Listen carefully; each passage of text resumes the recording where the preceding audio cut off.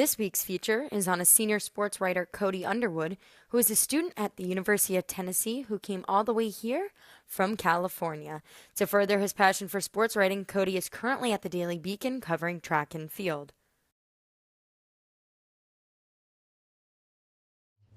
Yes, I always been involved with sports from a young age. I played baseball growing up from as far as I can remember all the way up until now. The moment I knew I wanted to be part of the sports world for good was Barry Bonds, San Francisco Giants player. I actually grew up in that area and lived there for most of my life. And I got to see Barry Bonds hit his 756th home run.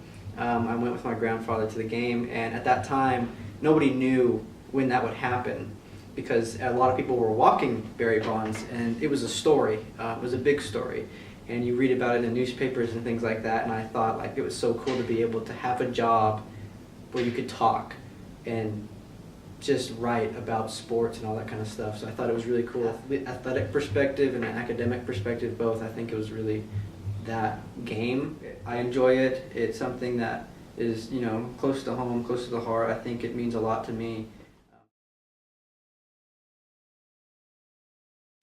Well, it was the first beat that I ever started, or it's the first, story that I ever wrote was, I think, track and field, and I just kind of stuck with it. I kind of sparked a relationship with the coach and the media relations individual there, and from then on it was just kind of like that was where I belonged, and that's where I was the most comfortable. And I don't really have any affiliation with track. It's not really like my favorite sport or anything like that.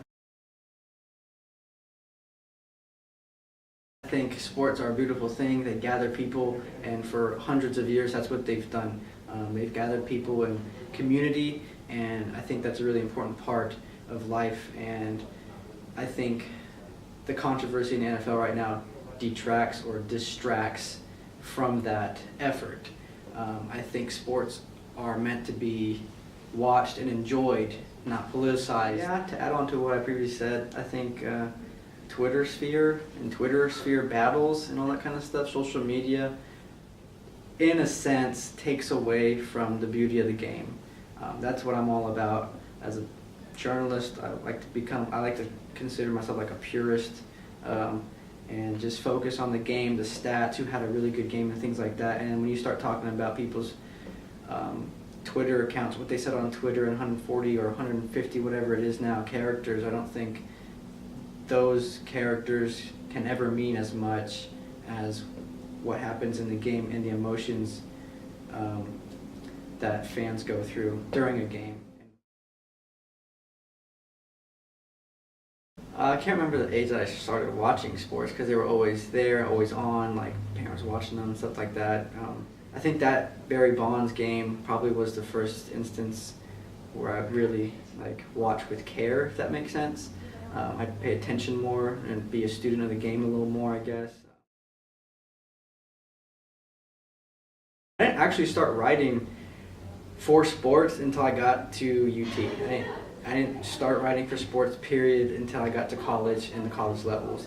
I did a lot of academic writing. I took a lot of AP and honors courses in high school to solidify my writing, because my parents thought that was a really strong field that I needed, that would serve me well throughout the rest of my life. And so writing has always been a huge part of my life, kind of just like how sports have been a huge part of my life. So it's kind of a happy ending, if you will, when I entered college and started to do both.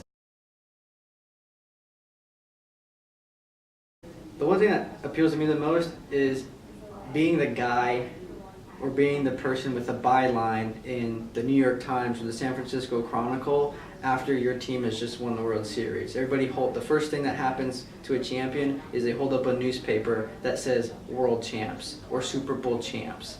Anytime you see a Super Bowl athlete win a Super Bowl, a World Series pitcher who just struck out the side to win the Super Bowl in Game 7, those sorts of things, those memorabilias and everything, your name is literally attached to that. And I think that's really something cool. I kind of look forward to as going forward in sports journalism.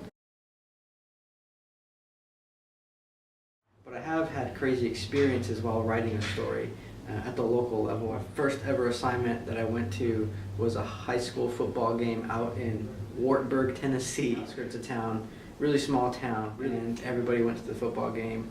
And that experience as a whole really served me well as a journalist, and I learned a lot in the process of covering that game. It's very easy to be spoon-fed things at the university level. You go out to the real world and you don't know these people as well, meeting up for the first time, and you're asking them questions about their team. You think about the questions you ask and if you're going to sound stupid or not. There's so many things that go on in your mind that I learned about that very first time. I hope so, because that's what I'm going to school for. That's what I'm studying. That's what I'm doing with track and field and everything like that. I enjoy it. It's something that is, close to home, close to the heart. I think it means a lot to me to be able to do something like that. So yeah, I definitely think that I'll have a career in this field in the future. I'm not sure like what it'll be, but definitely, yeah.